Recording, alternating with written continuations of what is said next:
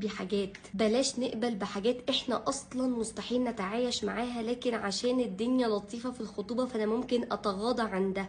لا، طالما انا مش هقدر اتعايش مع ده يبقى بلاش اقبل بيه من البداية. لازم تفكر ان هي دي زوجتك المستقبلية شكلا وموضوعا ومضمونا وكل حاجة، هي دي هتكون زوجتك المستقبلية. كذلك انت برضو لازم تفكري ان هو ده هيكون زوجي المستقبلي. احنا مش مجرد فترة في حياة بعض، لا ده احنا هنكمل مع بعض حياتنا كلها. الموضوع مش سهل، احنا مش بنتجوز علشان نتطلق، احنا بنتجوز والنية ان احنا نفتح بيت ونكون اسرة ونبني عيلة، نجيب اطفال نعيشهم عيشة سعيدة. هو ده الغرض من الزواج. لكن احنا مش بنتجوز كده علشان هو انا هجرب. مفيش حاجة في الجواز اسمها انا هجرب، هو ده اصلا اللي رافع معدل الطلاق. احنا ممكن نجرب في الخطوبة مرة واثنين وثلاثة وعشرة لحد ما الاقي الشخص اللي انا بتمناه واللي انا حابة اكمل حياتي معاه. لكن انا ما جربش مع شخص من البداية اساسا انا شايفة ان هو وحش في كل حاجة، او ان طباعه دي مستحيل ان انا اتعايش معاها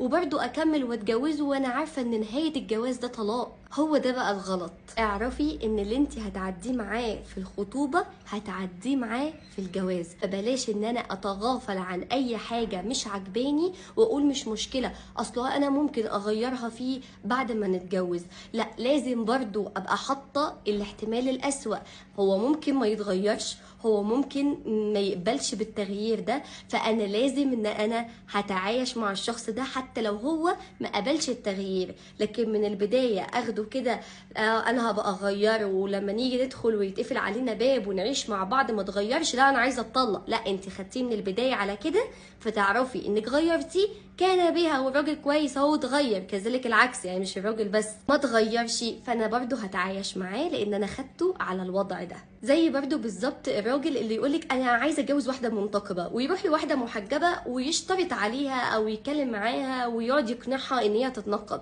طب ما تروح للمنتقب على طول، ليه تعب نفسك؟ ليه بتلف وتدور حوالين نفسك؟ واحد مثلا انا عايز واحده محجبه يروح للي بشعرها يقول لها تحجبي معلش عشان اتجوزك.